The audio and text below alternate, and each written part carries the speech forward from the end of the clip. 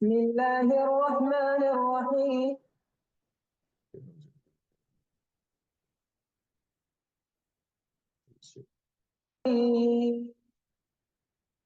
يغفر هو الذي بعث في وقل يا أيها الذين آمنوا إذا نودي للصلاة من يوم الجمعة فاسعوا إلى ذكر الله وذروا البيع ذلكم خير لكم إن كنتم تعلمون فإذا قضيت الصلاة فانتشروا في الأرض وابتغوا من فضل الله واذكروا الله كثيرا لعلكم تفلحون وإذا رأوا تجارة أو لهوا انفضوا إليها وتركوك قائما قل ما عند الله خير من اللهو ومن التجارة والله خير الرازقين. الحمد لله نحمده ونستعينه ونستغفره ونعوذ بالله من شرور أنفسنا ومن سيئات أعمالنا وأشهد أن لا إله إلا الله وحده لا شريك له وأشهد أن سيدنا محمدا عبد الله ورسوله اللهم صل وسلم وبارك على سيدنا محمد وعلى آله وصحبه ومن تبعهم إلى يوم الدين. The theme of Surah Al-Jumuah is actually still the importance of solidarity and unity among the Muslims. And the Friday prayer is a symbol actually of this unity by bringing the Muslim from all of larger area to come in one time in a week for obligatory gathering to listen to a sermon and pray together.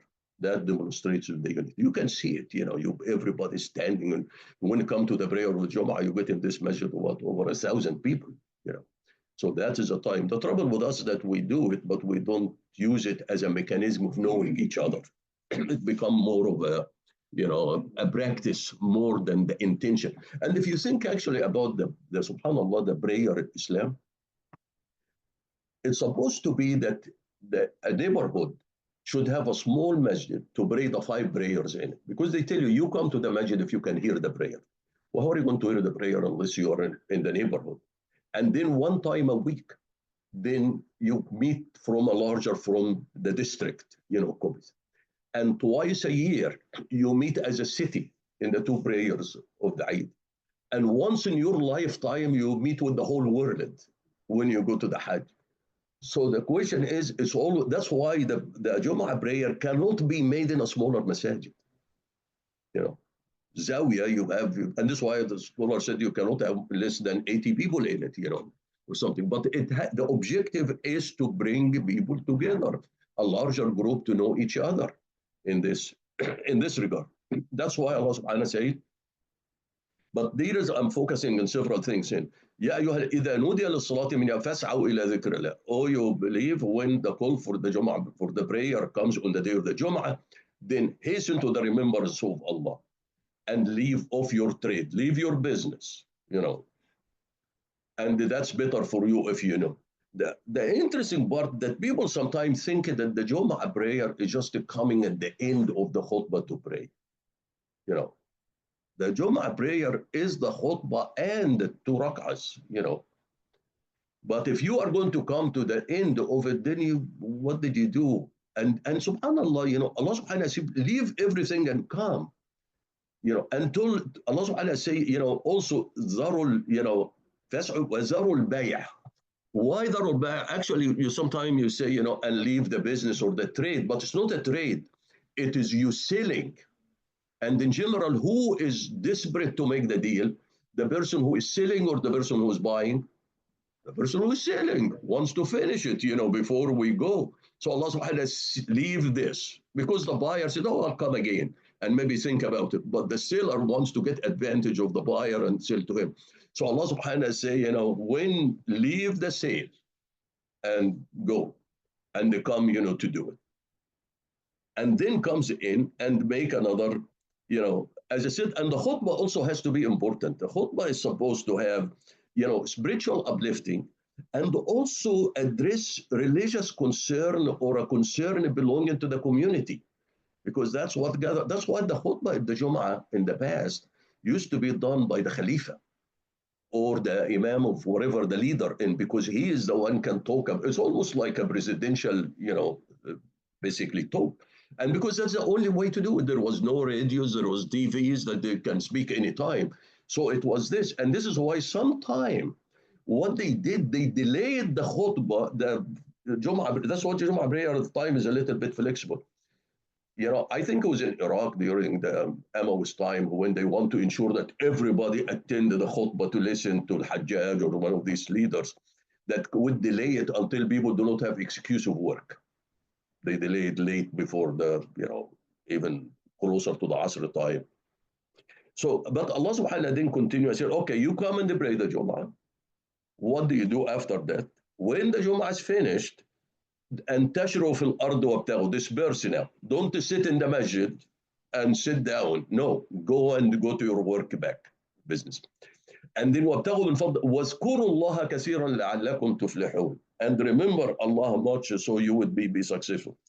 Is a very interesting, that tell you there is a balance in this religion between the spirituality and the rituals and between the materialistic.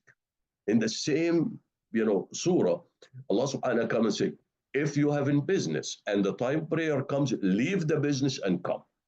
And as soon as when the prayer is finished, go back to the business. But then Allah subhanahu wa ta'ala say, when you come into the Jum'ah, فَاسْعَوْا إِلَى ذِكْرِ اللَّهِ, remember Allah. In your way to the Jum'ah, keep remembering Allah. When you go to the business, what do?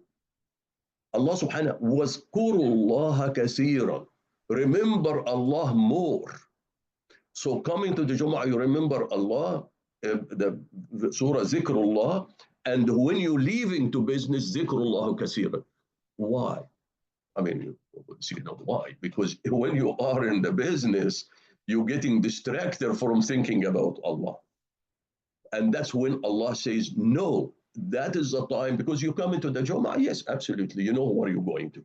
But you go into the business, you are interested more in the materialistic, so be sure to remember Allah much, that you do not do anything that cheat people or deprive people or shortcut people and so on.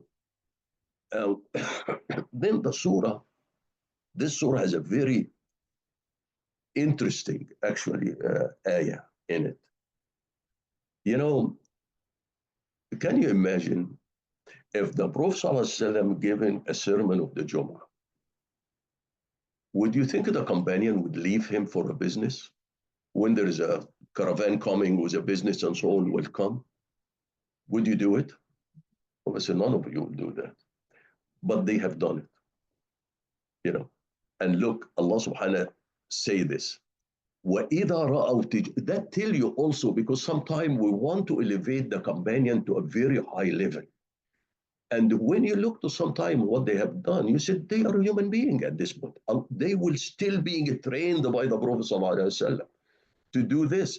وَإِذَا رَأَوْا تِجَارَةً أَوْ لَهْوًا انفضوا إِلَيْهَا وَتَرَكُوكَ قَائِمًا. When they saw a business coming, the khutbah is going on, when saw a business or amusement, entertainment, they rushed to it and left you standing, talking to them.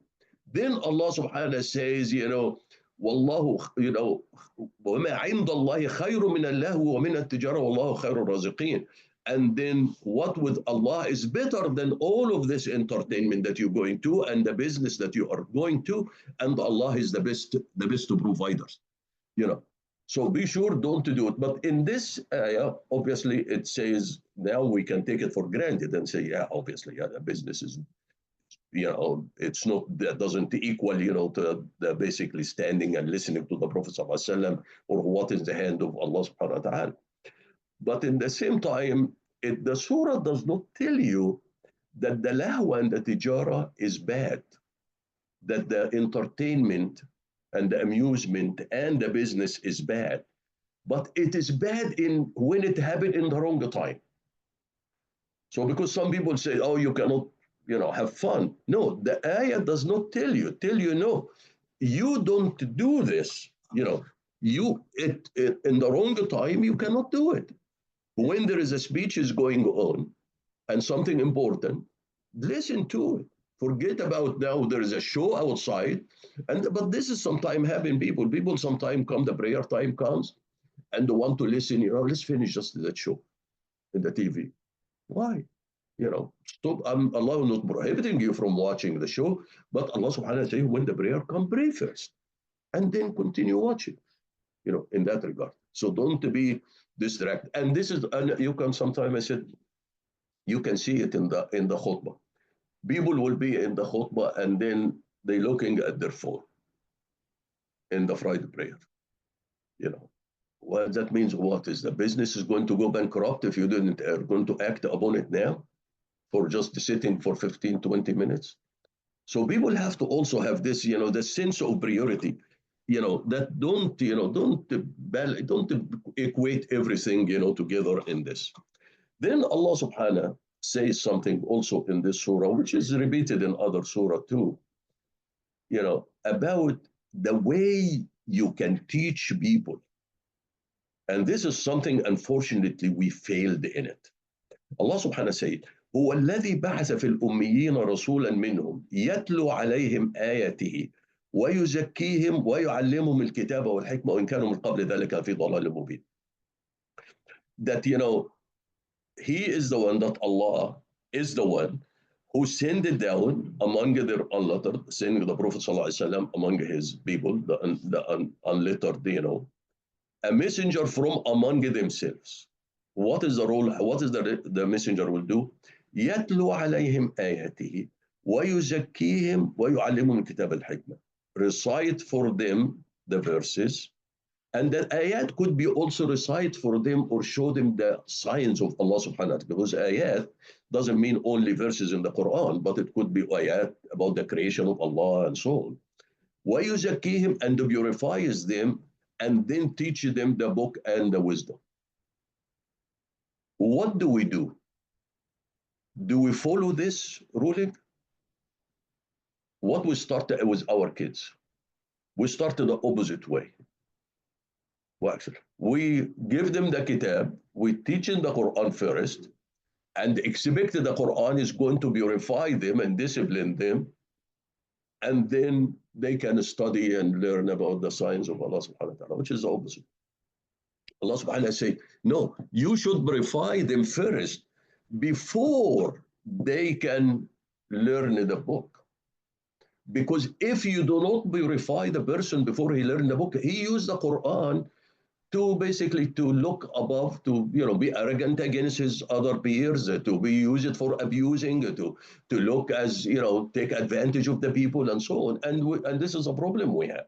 You see people sometimes there's contradictions. Boy, he is a guy, he's a hafiz of Quran, but look at what he does. Because you haven't started with the right system. The right system, take the kids. I keep telling the schools here, I said, teach the kids the principle first, the morality first. Purify their heart and then teach them the book. The issue is not memorization. You have to have the sequence. And that's why when you look to what's happening in the Muslim world, how many people are studying in Islamic schools in all of the Muslim world? How many of them stood to support, for example, Gaza and willing to sacrifice? Where is the morality then? The kids here in Europe and United States sacrifice their future for people from Gaza whom they do not know. They do not belong to the religion. And how many in Egypt, Saudi Arabia, or Pakistan, what is this? And you tell them, what is the religion then? Do they know the religion? Absolutely. They learn in the book. But do they have morality? That is the point. And people will come and say, oh, well, but this is maybe for the Prophet ﷺ. Then Allah subhanahu wa ta'ala said, وَآخَرِينَ مِنْهُمْ لَمْ يَلْحَقُوا بِهِمْ. The same thing is also for people who will come after them in this regard. If you do not do this, then what's happening?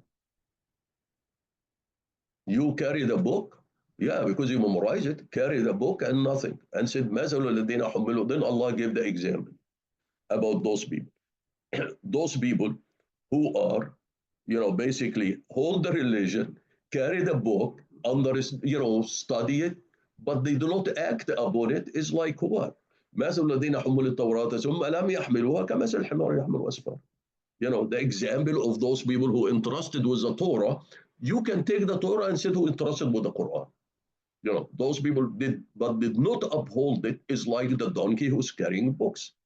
And Allah subhanahu wa ta'ala say, بئس مثل القوم الذين كذبوا بآيات الله والله لا يهدي القوم الظالمين. It's not that they do not hold the religion, they hold it.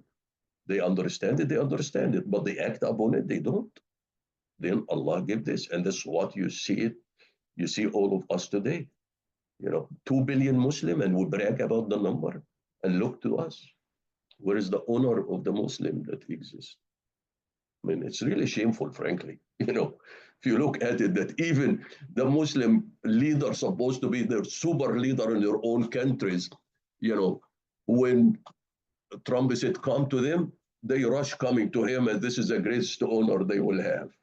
I mean, give me a break.